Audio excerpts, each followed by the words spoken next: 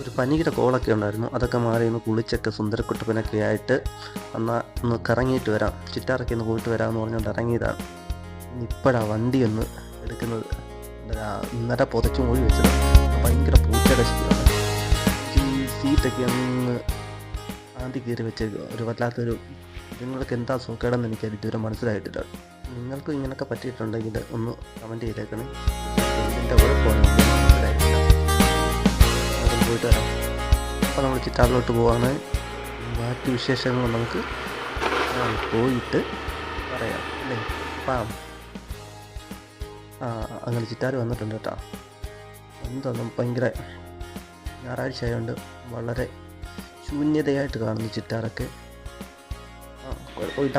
അവിടെ ബസ് സ്റ്റാൻഡിൽ വന്നപ്പോൾ അതേ അവസ്ഥ തന്നെ. ഇവിടെയും ഒരാളെ പൊതു കാണാനില്ല.